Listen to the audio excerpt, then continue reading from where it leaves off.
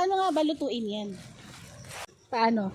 Balatan yung parang mag-ano ng gabi. Ayan. Tapos, Puputulan mo lang. ganyan nakahaba. Hindi naman. Putulin mo lang siya ganyan. Tapos to, hanggang ito meron pa to. Oh. Ah, Para okay. hindi siya matalas. Yan. So, ayan po guys. Nakauwi na po tayo sa bahay. Tayo po ay maggugulay mamaya. Siguro, maggugulay po tayo ng talbos ng kalabasa.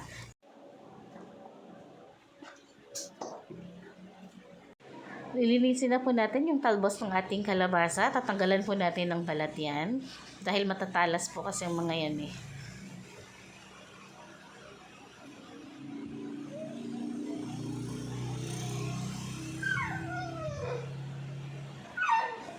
Ito na po, malinis na po yung talbos ng ating kalabasa.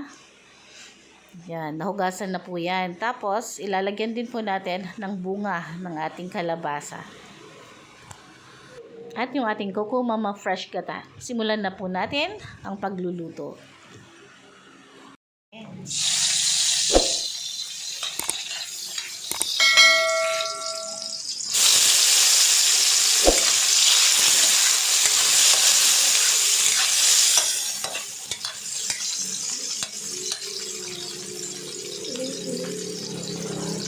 Walang bawang.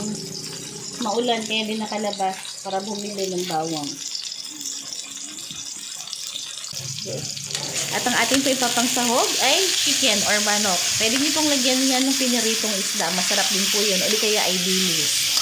Pwede din po yung pork kung meron kayong available.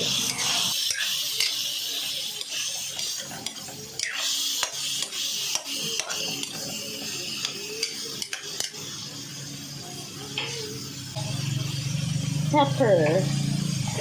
Ground pepper. A little bit of magic. Kailangan lagyan mo ng magic ang yung mga niluluto para maging magic yun ang kanyang lasa.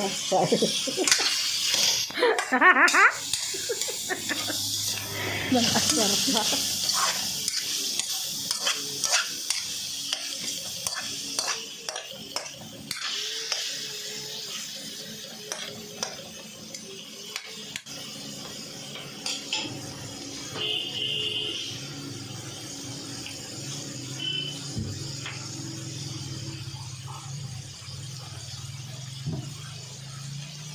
Water.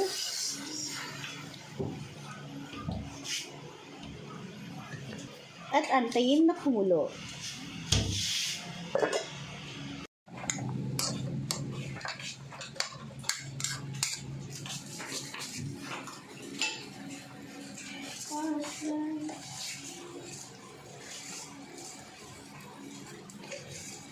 At idagdag na din po natin yung bunga ng ating kalabasa. Tapos, kung mahilig po kayo sa maanghang, pwede po kayong maglagay ng sili. Mas masarap po kasi sa may gataang medyo maanghang.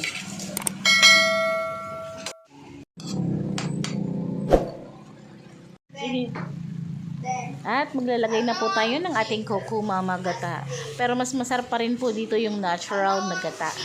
So, nakukulaan lang po natin yan. Hayaan lang po natin yan na kumulo at medyo maluto ang ating bunga ng ating kalabasa. At pagkatapos ay ilalagay na po natin yung dahon or yung talbos ng ating kalabasa. Ano ang isla na bansa? Island. Hindi. Ano? Finland. Bakit? Bakit? Yeah. Hindi ba kasi yung ng isda? Ah, may pin. Ah, okay, Finland. Cornick, be? What? Cornick.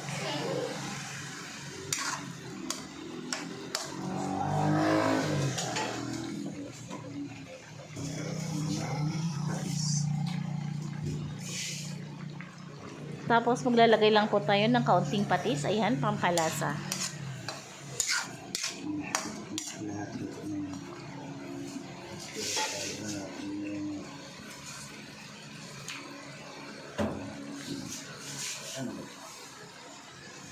Pati papel.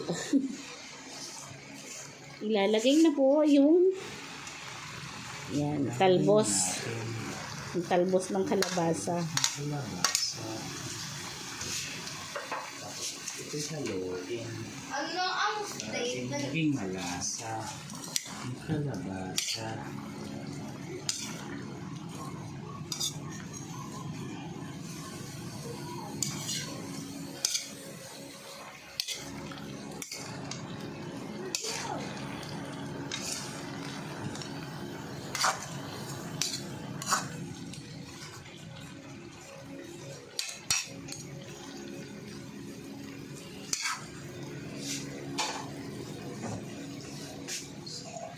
Ulit.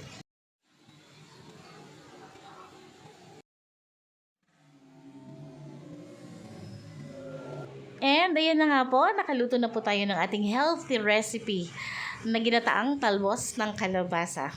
So what we're waiting for? Kainan na! Thank you so much again for watching and I'll see you again next time. Bye guys!